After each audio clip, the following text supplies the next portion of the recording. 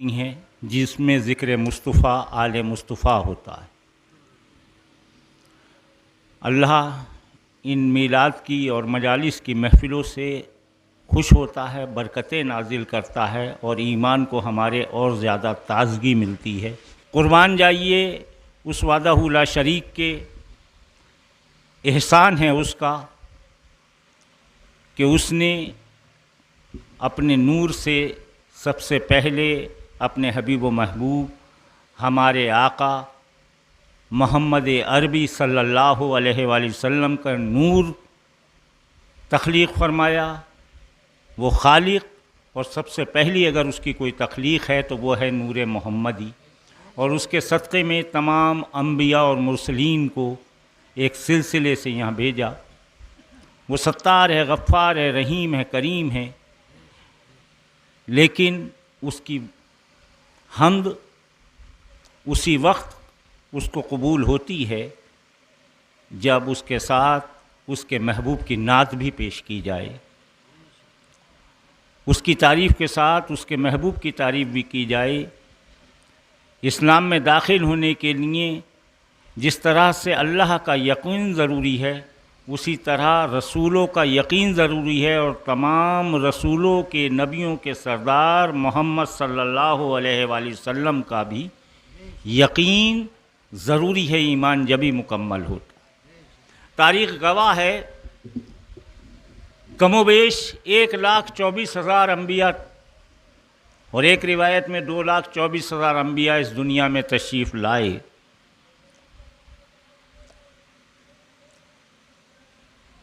313 رسول تقریباً، ان میں 4 بڑے نبی اور رسول صاحب کتاب حضرت موسیٰ علیہ السلام، حضرت داؤد علیہ السلام،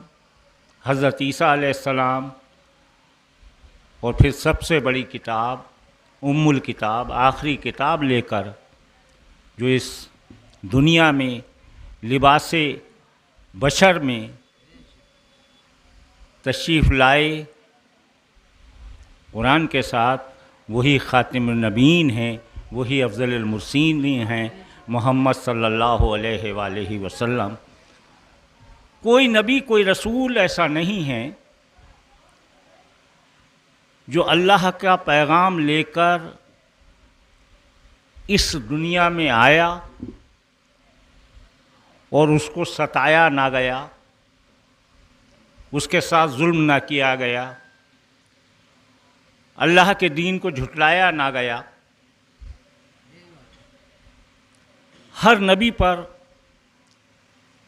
لوگوں نے ایسے ایسے ظلم کیے کہ اگر ایک نبی کا کوئی واقعہ آپ دیکھیں گے تو پتہ چلے گا کہ ان کی زندگی میں اذیتیں اور ظلم کے علاوہ کچھ تھا ہی نہیں، لیکن وہ معصوم بندے تھے اللہ کے کہ انہوں نے صبر اور شکر کے ساتھ ہر ظلم کو سہا اور عوام کی اصلاح کے کام کیے۔ عوام وہی ہے کہ جو اس کی اصلاح کے کام کرتا ہے، تو اس بندے کو اپنی اصلاح منظور نہیں ہوتی، اور جس کو اصلاح منظور ہوتی ہے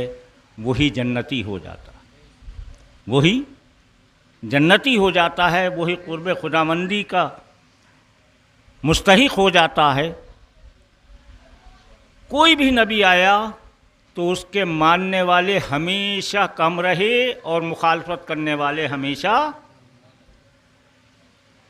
آقا دو جہاں اپنی پوری زندگی میں تقریباً 23 سال تک پیغام حق دیتے رہے، اور اس 23 سال کے اندر لاکھوں لوگوں نے ہی تسلیم کیا، کروڑوں میں تبدیل نہیں ہوئی۔ بڑے غور سے سمجھ لیجئے گا، لاکھوں میں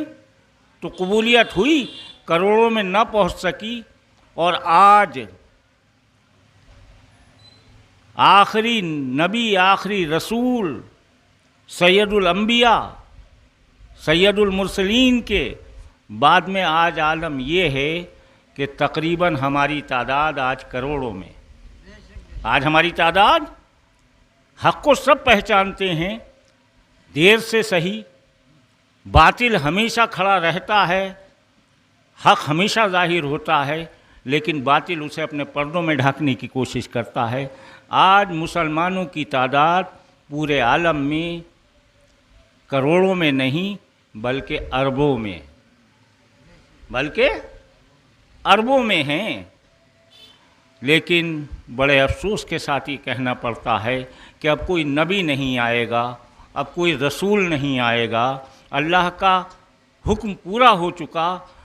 اللہ نے فرما دیا اب میں کسی نبی کسی رسول کو نہیں بھیجوں گا، اور قیامت تک اگر ہمیں کلمہ پڑھنا ہے اور کسی کو ماننا ہے تو وہ ذات صرف محمد صلی اللہ علیہ وسلم کی ذات ہے۔ جو اسے تسلیم کر لے گا اس نے اللہ کے حکم کو قبول کر لیا، اور جس نے آپ کا کلمہ نہیں پڑھا سمجھ لو کہ اس نے اللہ کے حکم کو قبول نہیں کیا۔ موٹی موٹی بات،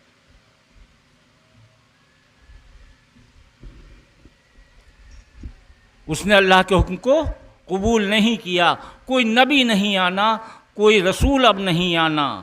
خاتم النبیین افضل المرسلین نے اعلان کر دیا، اور اعلان بڑا واضح کر دیا، یہ بتا دیا اب کوئی نبی نہیں آئے گا، اب کوئی رسول نہیں آئے گا۔ اگر تمہیں اتباع کرنی ہے، اگر تمہیں کسی کو ماننا ہے، اگر تم یہ چاہتے ہو کہ تم بھٹکو نہ راہ سے، تو اب کوئی نبی اور رسول تو نہیں آئے گا،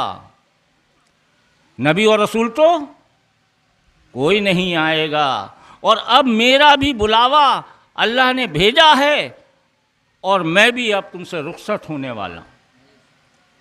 میں بھی اب تم سے۔ اور یہ کب فرمایا؟ جب آقا حج کر کر واپس آ رہے تھے مکے سے مدینے کی جانب۔ تو ایک مقام غدیر خم آپ نے 10 بار سنا ہوگا، وہاں آن کر آپ نے اعلان کیا، دوران حج اعلان کیا، بار بار یہ اعلان کرتے رہے، پوری زندگی یہ پیغام پہنچاتے رہے، پوری زندگی کہتے رہے کہ دیکھو کوئی نبی اور رسول اب نہیں آنا ہے، تمہیں ایک ہی بات کو ماننا ہے، ایک ہی بات کو سمجھنا ہے کہ بس سمجھ لو۔ میں بار بار طرح طرح سے سمجھاتا رہا ہوں، لیکن آج آخری خطبے میں، آخری وصیت میں بھی وہی باتیں کہہ رہا ہوں جو تمہیں پوری زندگی سمجھاتا رہا ہوں۔ اگر راہ مستقیم پر رہنا ہے، اگر سیدھی راہ پر رہنا ہے، اگر اللہ کی وحدانیت کو ماننا ہے، اللہ کے حکم کو ماننا ہے، تو وہ جو حکم دیتا ہے اس کا حکم یہ ہے کہ میں آج اعلان کر رہا ہوں، من کنت مولا فہذا علی مولا، جس کا میں مولا ہوں اس کے علی مولا ہیں۔ ہم نے اس اعلان کو ایسا سمجھا کہ جنہوں نے سمجھ لیا وہ راہ حق پر ہیں، اور جو بھی اس میں ذرا سا چوچرا رکھتا ہے سمجھ لو وہ راہ حق سے جدا ہے۔ من کنت مولا فہذا علی مولا، جو مجھے مولا تسلیم کرتا ہے میرے سامنے بھی اور میرے بعد بھی اسے مولا تسلیم کرتا رہے۔ اب سوال یہ ہے کہ مولا کا لفظ چاہے آپ ہلکا کر دیں، اگر آپ مولا کا لفظ ہلکا کرتے ہیں کہ علی کو اپنا دوست کہا ہے، علی کو اپنا یار کہا ہے، مولا کے معنی یار ہے، مولا کے معنی دوست ہے، تو سمجھ لو کہ جو صحابی اگر رسول کو دوست مانتے تھے جس انداز سے بھی، وہ علی کو بھی اسی انداز سے دوست مانیں گے۔ اگر رسول کو یار مانتے تھے تو وہ اسی انداز سے یار مانیں گے۔ اور جو سب سے بڑے 2 صحابی ہیں وہی آگے بڑھ کر جب یہ کہہ رہے ہیں، وہی یہ پیغام دے رہے ہیں، اور کتنا پیارے انداز سے بتا رہے ہیں کہ اس سے بڑی بات نہیں ہو سکتی۔ اونے پونے لوگوں کو سمجھ لینا چاہیے کہ آگے بڑھ کر خلیفہ اول صحابہ میں جن کے بارے میں اتفاق یہ کر لیا گیا کہ آپ کی ذات صحابہ اکرام میں سب سے افضل و اعلیٰ ذات ہے،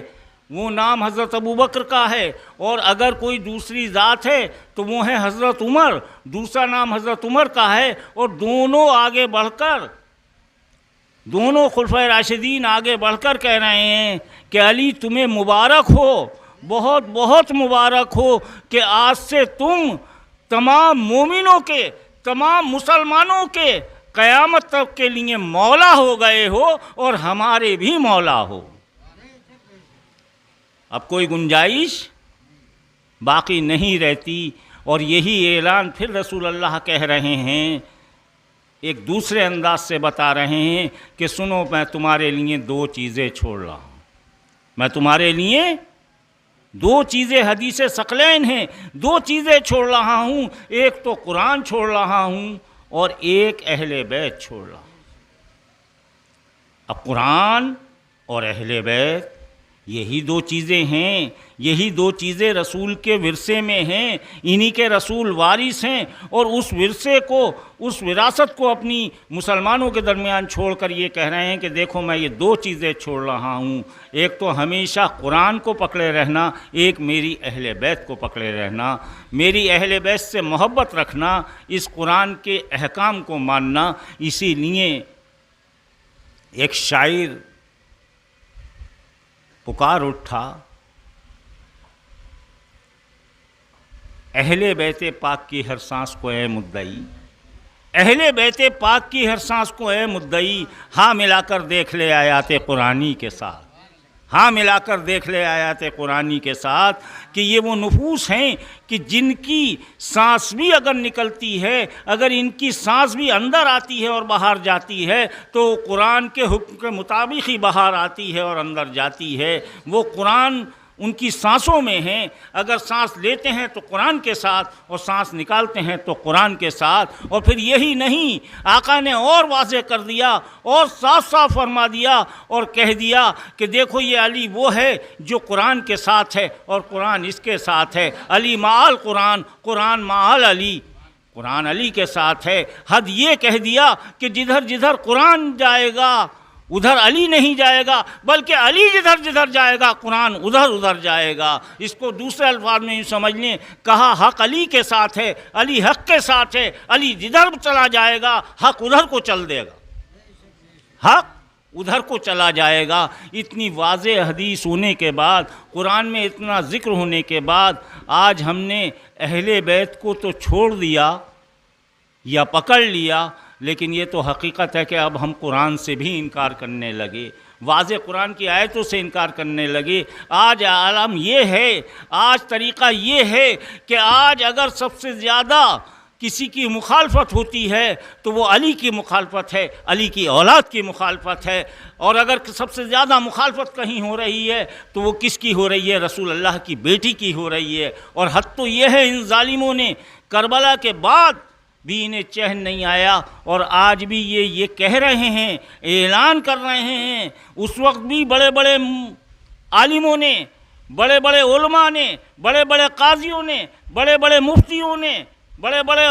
علامہ نے یہ فتویٰ دیا تھا کہ حسین کا قتل، حسین کے ساتھیوں کا قتل واجب ہے، اور وہی آج ہیں کہ آج یہ فتوے دے رہے ہیں کہ رسول اللہ کی بیٹی خطا پر تھی۔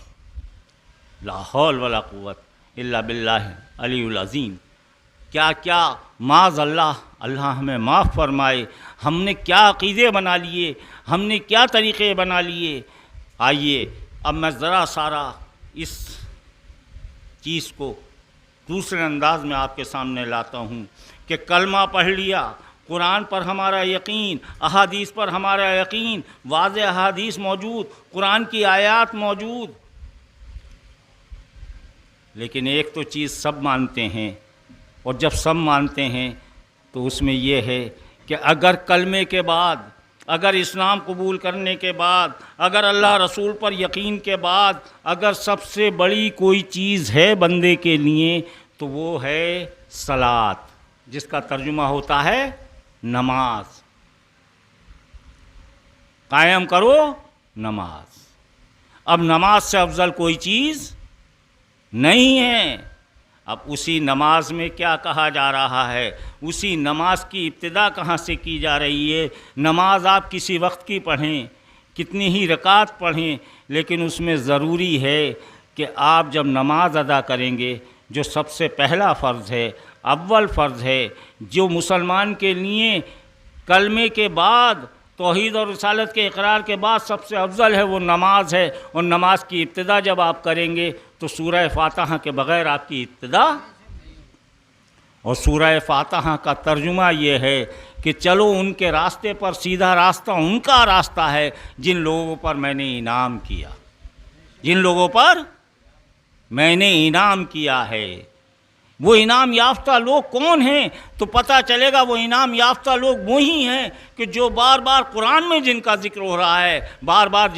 جن کا ذکر احادیث میں ہو رہا ہے، رسول اللہ بار بار فرما رہے ہیں۔ چلیے اس بات کو تو میں کہہ ہی چکا، لیکن اب آگے آپ کو ایک زاویے سے بتاتا ہوں۔ نماز جس پر سب کا یقین ہے، نماز سب سے افضل ہے، تو اگر آپ ذکر کریں کہ نماز سب سے افضل ہے، اور بے شک افضل ہے، ہر مومن یہ مانتا ہے، ہر مسلمان یہ مانتا ہے کہ نماز سب سے افضل ہے، تو بتاؤ کہ سب سے اچھی نماز، بات نبیوں اور رسولوں کی تو ہے اپنی جگہ، لیکن نبیوں اور رسول کے بعد اگر کسی کا ذکر آتا ہے تو بتائیے کہ سب سے اچھی نماز ادا کرنے والا کون ہے؟ سب سے اچھی نماز کس نے ادا کی؟ تو پتہ چلا کہ ابتدا سے لے کر آج انتہا ہو رہی ہے۔ آج ہم قیامت کے قریب آ رہے ہیں، قیامت کے قریب آتے جا رہے ہیں، اور پتہ چل رہا ہے کہ جو اعلان کل ہوا وہ اعلان آج تک برقرار ہے کہ اگر نماز کسی نے پڑھی ہے تو وہ نماز اگر کسی کی ہے تو وہ حضرت علی کرم اللہ وجہ الکریم کی نماز۔ اور نماز کی یہاں تک شہرت ہے کہ اکثر مولائے کائنات فرماتے تھے، جب میرا دل چاہتا ہے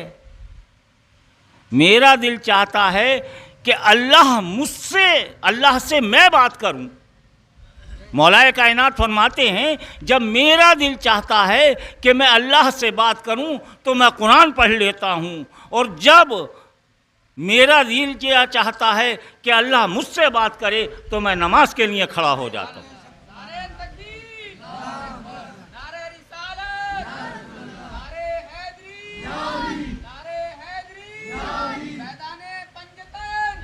نماز کس نے ادا کی؟ نماز میں ہم کس کی مثال دے سکتے ہیں؟ پتہ چلا اگر نماز میں بھی مثال دیتے ہیں تو مولائے کائنات کی۔ ایک واقعہ اور ہے کہ جب مولائے کائنات کے ایک تیر پیوست ہو گیا اور تیر نکلتا نہیں تھا تو لوگوں نے یہ بتایا کہ جب مولا نماز کی حالت میں ہوں اس وقت یہ تیر کھینچ لینا، اور ایسا ہی ہوا کہ مولا نماز کی حالت میں تھے اور تیر جب کھینچا گیا تو مولا کو احساس ہی نہیں ہوا، چونکہ مولا کی نماز ہے،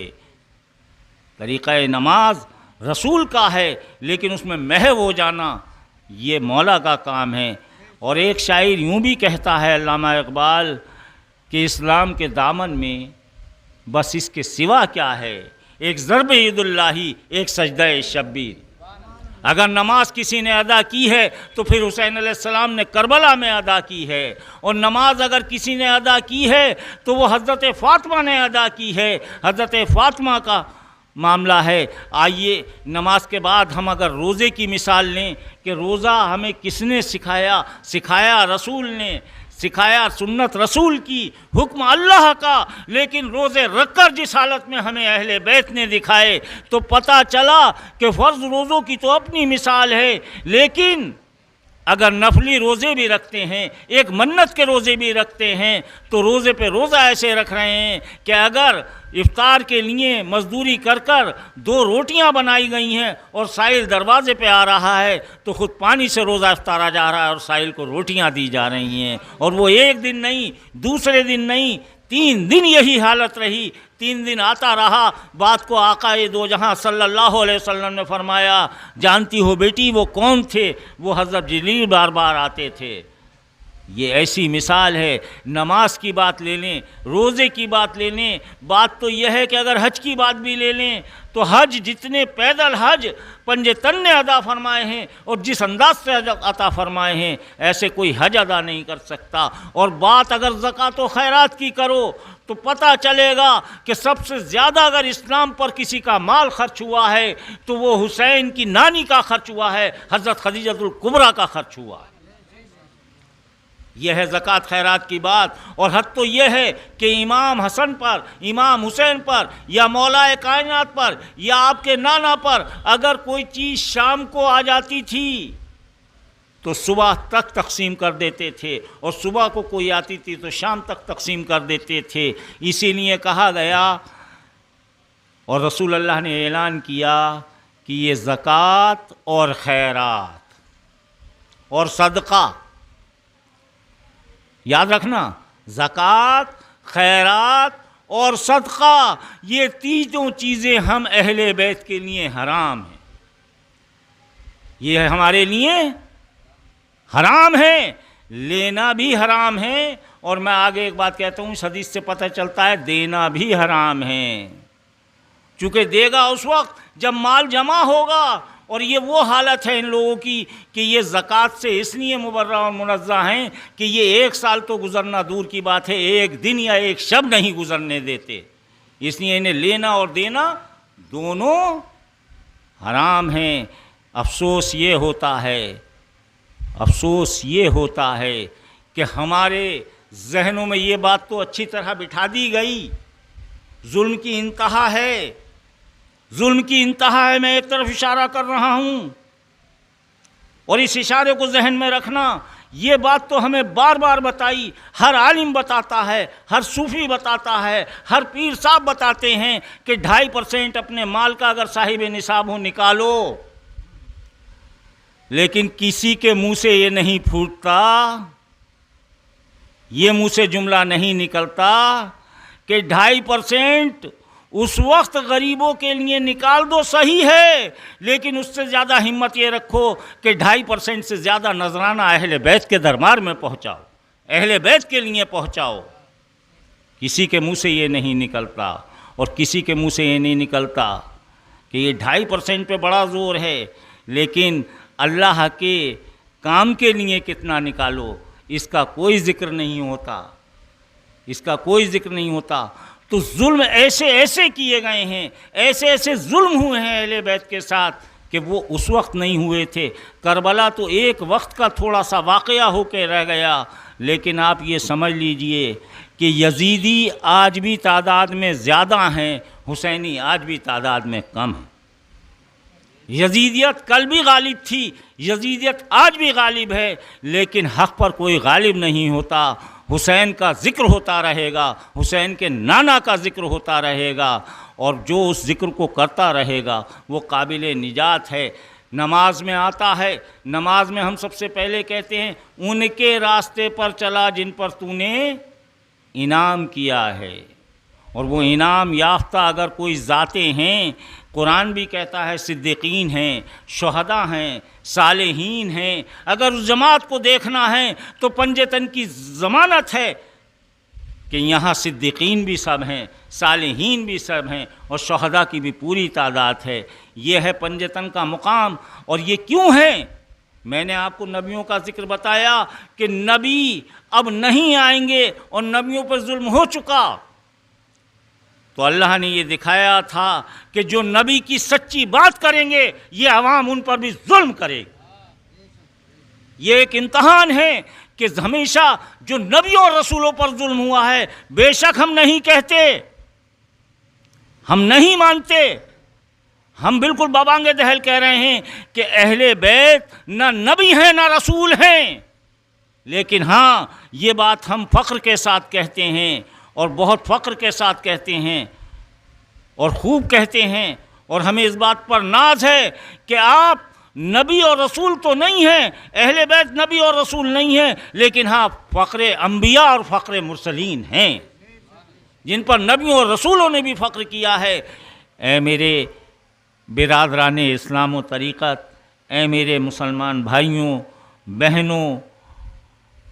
بچوں ایک بات دھیان میں رکھنا کہ کتنا ہی نماز روزہ کر لو، جب تک نماز روزہ قبول ہی نہیں ہوگا جب تک رسول کی اور رسول کی آل کی محبت تمہارے دلوں میں نہ ہو۔ اور یہ بھی ذہن میں رکھنا کہ یہ محبت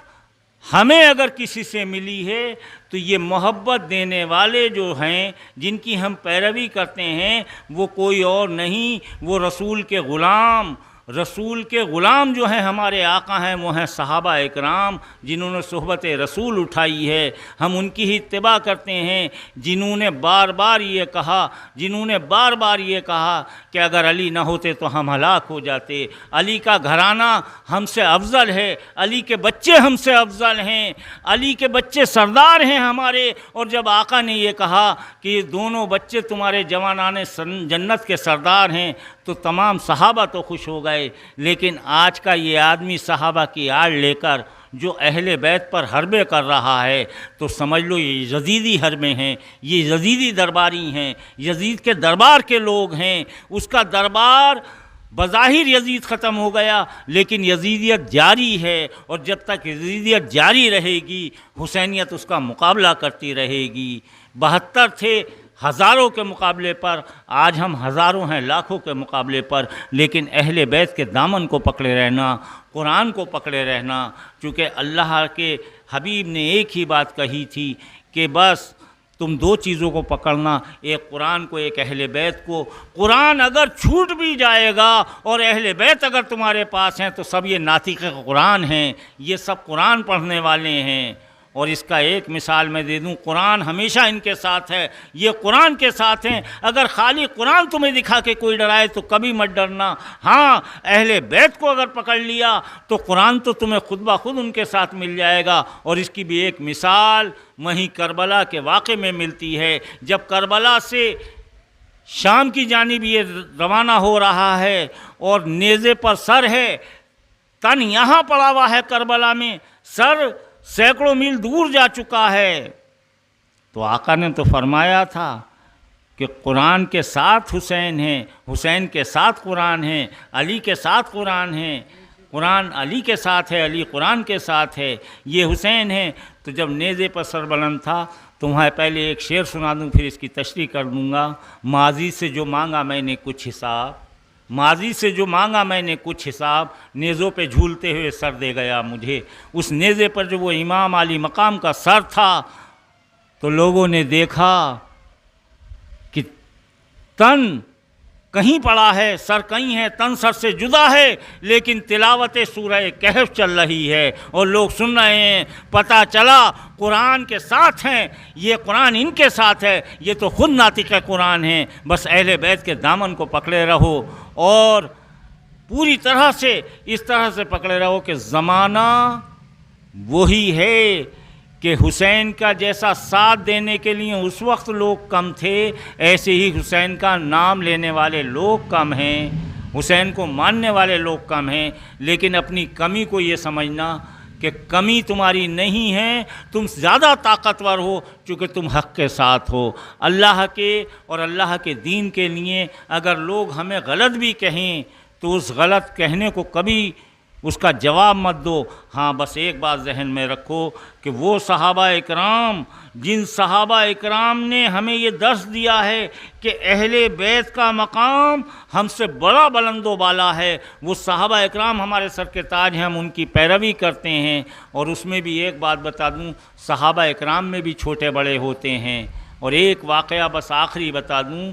کہ ایک عبد الرحمن بن عوف عشرہ مبشرہ میں ایک ایسے صحابی ہیں جن کے بارے میں اللہ نے اپنے رسول کی زبان سے یہ کہلوا دیا کہ یہ جنتی ہیں۔ 10 آدمی یقین کے ساتھ جو جنتی ہیں اس میں ایک عبد الرحمن بن عوف ہیں، اور یہ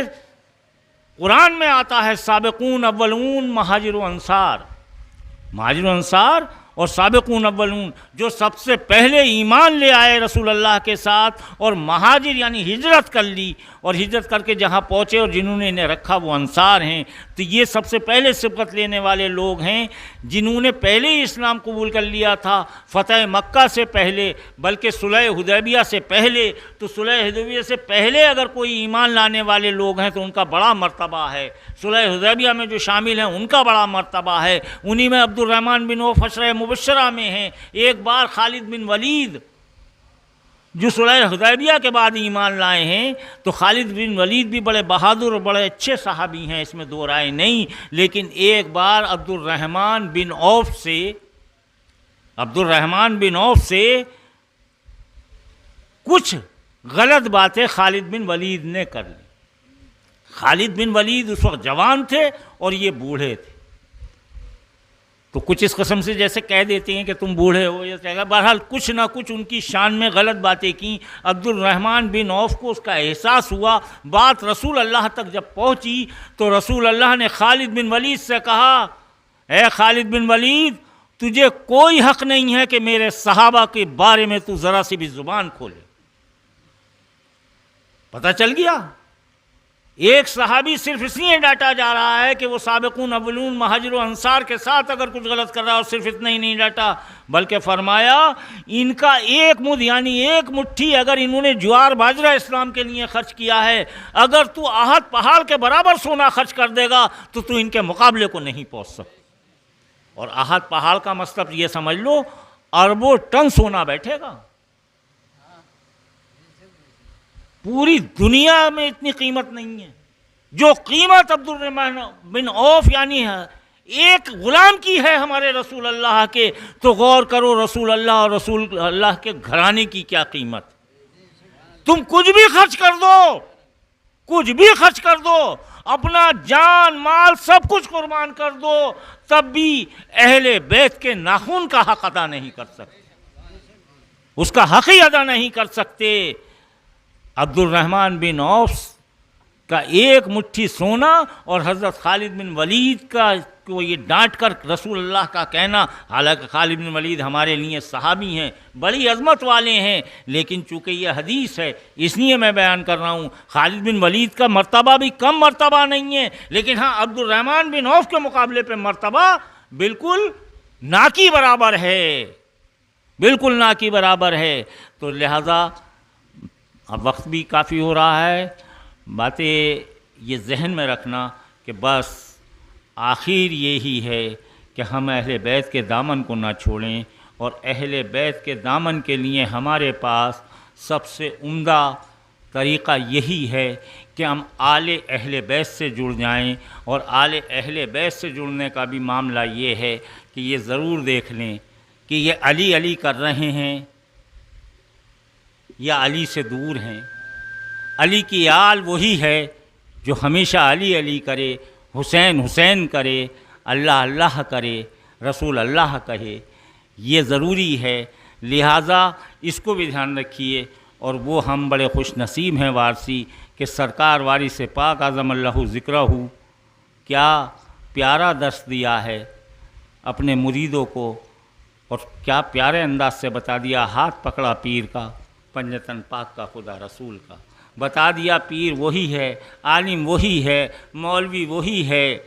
حقیقت میں حق پر وہی ہے کہ جو تمہارا ہاتھ پکڑ کر خود کو بڑا نہ سمجھے بلکہ پنجتن کے سپرد کر دے۔ ہاتھ پکڑا پیر کا، پنجتن پاک کا، خدا رسول کا۔ جس نے پنجتن پاک کا دامن پکڑ لیا سمجھ لو خدا رسول کے قریب ہے۔ اب تم اگر نماز بھی پڑھو گے تمہاری نماز بھی قبول ہے، روزہ رکھو گے روزہ بھی قبول ہے۔ اور چونکہ مجھ سے پہلے انہوں نے شرف صاحب نے، وسیم شرف صاحب نے جو شعر پڑھا تھا دادا کا، مفتی صاحب کا، اسی پر ابتدا ہوئی تھی، اسی پر میں برکت دیتا ہوں۔ شبیر کے قاتل پہ ہو لعنت دائم، ایما پہ رہا کب تھا وہ ملعون قائم، الفت نہ ہو سبتین کی جس کے دل میں، الفت نہ ہو سبتین کی یعنی حسن حسین کی اگر محبت نہیں ہے، نانا کی محبت ہے اور نواسوں کی محبت نہیں ہے، تو فرماتے ہیں حضرت قبلہ مفتی ابو ذر وارثی علیہ رحمہ اور رضوان، میرے دادا بڑے صاف طور پہ فرماتے ہیں الفت نہ ہو سبتین کی جس کے دل میں، یعنی حسن حسین کی محبت نہ ہو، مومن نہیں مسلمان ہو ہی نہیں کر سکتا۔ گرچہ ہو قائم سائم، چاہے جتنی نمازیں پڑھ لے، چاہے جتنے روزے رکھ لے، جب تک ان سے محبت نہیں کرے گا ساری نماز روزے اکارت جائیں گی۔ جیسے رسول اللہ نے فرما دیا کہ علی کی جو محبت کرے گا، علی سے جو محبت کرے گا اور ذرا سی بھی محبت کرے گا تو وہ منافق ہو ہی نہیں سکتا، اور علی سے ذرا سا بھی کوئی بغض رکھے گا تو وہ مومن ہو ہی نہیں سکتا۔ وآخر الدعوانا الحمدللہ رب العالمین۔